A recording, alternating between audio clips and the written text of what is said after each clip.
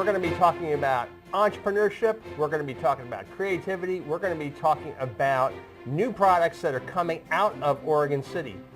And I am really, really happy to be spending tonight with Kim Foster, who is one of the founders of Imperium Electronics. And we're going to talk about their brand new product made here in Oregon City. Welcome, Kim. Thank you, Michael. So tell us, what is Imperium Electronics? Imperium Electronics is a startup company.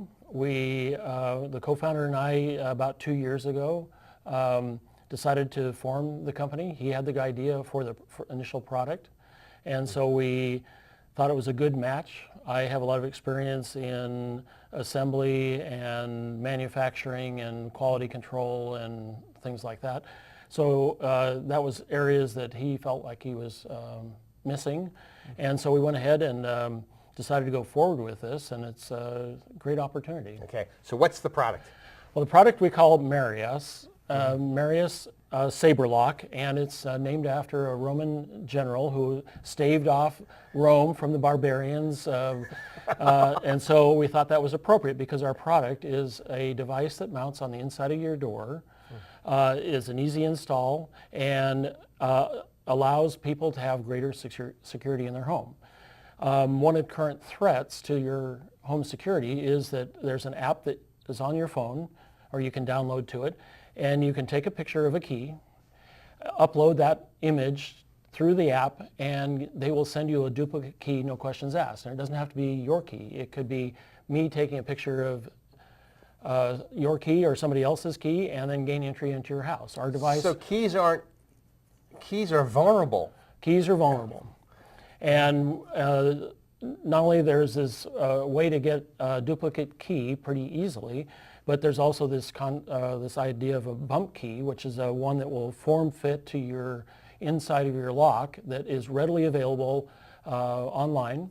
And then also lock picking tools. Now you can go to the Snap-on tool truck and get a set of lock picking tools. So what you're saying is, like, our traditional door locks aren't adequate anymore. That's right. They are just have been overcome by events, and other entrepreneurs, if you will, have found a way to encroach upon our security. And so our device will prevent entry using those means. So how does Marius prevent that entry? What makes it different? Well, what makes it different is that we actually have in our design of our system, it has enough torque to prevent somebody using a key, a bump key, or a lock-picking tool.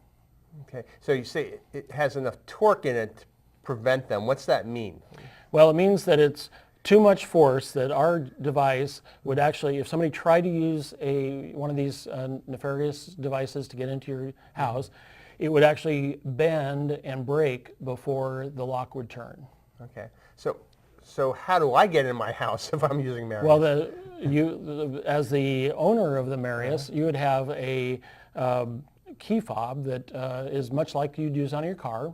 Okay. It's using RF encrypted technology, and you just press the open or unlock button and it will open your door, and then you get inside and you can either hit the unlock or the lock button, or you can do it manually, and same with going out your door. So it's very quick and easy, and it also allows for somebody that's maybe a renter and has a long, dark hallway.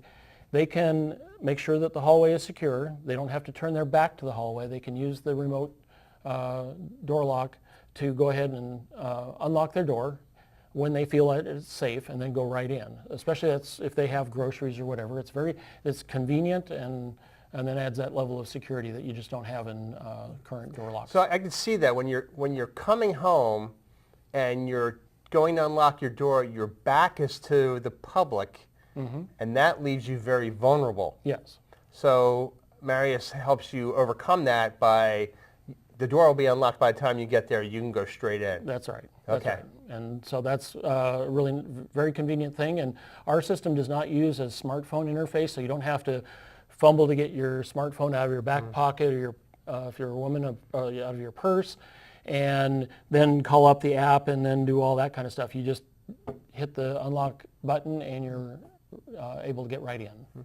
So what was the inspiration? What was the motivation for like, hey, this is the product that we want to develop? Well, my co-founder Jason really felt like there were downfalls to the competing products. There are a few out there that compete, but none of them added security. So we have founded Imperium Electronics on the basis of having a company where innovation is made simple, and that we build devices that add security or add functionality where the competitors don't. And we don't introduce vulnerability into our product that the competitors also have in their system, because they use a smartphone interface, and those smartphone apps are easily hacked. And there's a good example of that in the Segway scooter. You can go on YouTube and see that a guy went ahead and was able to hack into that app and control somebody else's scooter. And it's easy to do. The hackers are out there, and a lot of stories about that. And ours doesn't use that system because we don't want to be vulnerable. Our competitors have made themselves vulnerable. Okay, yeah, and that's true. Any system that's out there now, there's a plethora of people trying to hack it. Yes. Okay. They do it for fun. There was a story today that about a 17-year-old said how easy it is to hack into voting machines. So that's a current topic, but people are out there from all over the world just waiting to just see what they can do. Okay. Wow. Wow. Voting machines. Wow. Yeah. Yeah. So let's talk about you a little bit. Okay. All right. This is kind of like your second life. This is. And you have a background in maybe not innovation, but cutting edge technology. Tell us a little bit about what you did for the first 30 years. Yes. Well, my first career was a very exciting one in aerospace. I call myself a rocket scientist because that's essentially what I was. And really consider myself that way too. I graduated right here from Oregon State, went for an interview down at Lockheed, and found out on my last interview that I could work on the Hubble Space Telescope. No. And that was just one of those wow V8 moments that said, well, I could actually work in the space industry. I was a kid that was assembling plastic models of the Apollo and Mercury and Gemini missions, as well as writing a report. It was called a Tiger Report in 6th grade about the Apollo 11 moon landing. Mm-hmm. And I should have been directing my career that way, but it worked out well. And I went on to spend 10 years on the Hubble telescope and did some really fun things there. And then on to Lunar Prospector, a mission that orbited the moon and discovered water at the polar regions of the moon. And also on the Spitzer Space Telescope. And both of those latter two, I gave the go-ahead for launch for the spacecraft, and so that was a very rewarding thing to be able to say. You're project manager. Yes. You gave the final go on it. Final go for the spacecraft, and said to NASA in both cases, we're ready to go. Fantastic. Yeah. So what was your role in Hubble? My role in the Hubble evolved. I started out as an entry-level engineer, and was working the nitty-gritty details of engineering on various subsystems, including the solar array and the science instruments. And then worked my way up through to be a supervisor, and then ultimately a manager, and on into launch operations and post-launch activities, where I was able to give information to the team that prevented a spacewalk, which is by the astronauts, because they thought something was wrong with the solar arrays, and I knew enough about the system to be able to tell them that they did not need to go out there and do it. It had acted and operated properly, and because the spacewalk is always hazardous to astronauts. Awesome. Now, after doing all that work, how did you wind up in Oregon City? Well, I was originally from Oregon, and I spent 25 years in the Bay Area, down in California, working for Lockheed down there. And my kids had moved up to the Northwest, and I wanted to be closer to them, so I asked my management if there was any projects or things that Lockheed was involved with in the Northwest. And I asked that like on a Thursday afternoon, and they said, well, maybe something's brewing in about a month or 3 months or something like that. But they called me that next Tuesday and said, can you be up in Redmond, Washington on Thursday? Mm-hmm. And so I went up there as in supply chain management to help oversee a strategic supplier, and made sure that they were building the products that they built for the spacecraft and doing those right and right the first time. And over the course of 10 years of doing that, accomplished that. So you just asked and the doors just opened up. It opened up. It was like, it was a... There's a lesson, a right? win. There's a lesson, life lesson. Ask. It doesn't hurt to ask, Right. you know, and a lot of people are reticent to do that. So we're talking about life lessons now.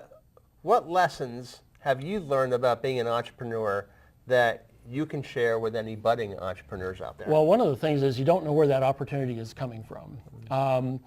When I was part of the initial entrepreneur mindset course that the Chamber offered, I came up with an idea and it was relevant to me at the time, but it got me into that idea of being an entrepreneur and what it took. There was countless examples as shown in that series, like Brian Scudamore and others that started with nothing and made something really big.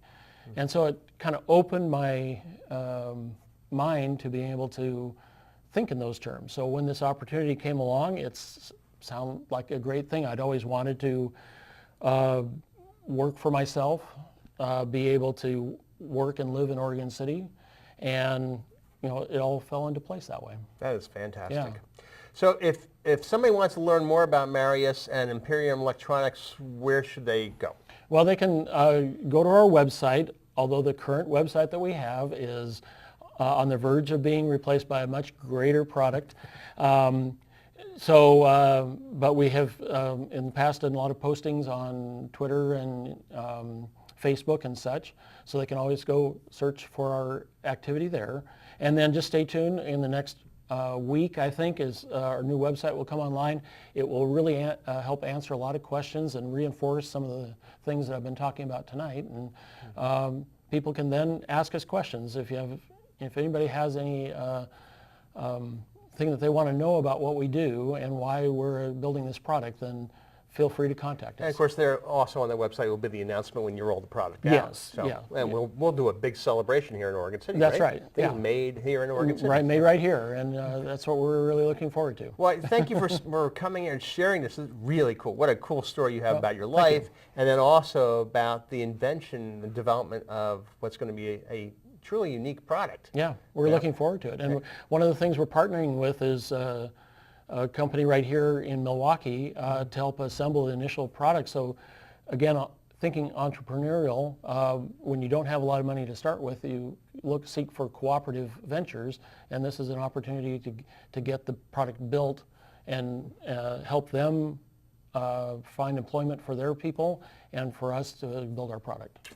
Employment, that's a great thing. So thank you. Thanks to Kim Foster for joining us tonight. You're welcome. Just really enjoyed having you here. What a great story. Once again, made in Oregon City, Imperium Electronics. It shows that the entrepreneur spirit here is alive, that the days of the pioneers aren't over. Right. They're still here, right here in Oregon City. So on behalf of Kim, and I just want to thank him once again for coming. My name is Michael Brand, and have a good evening.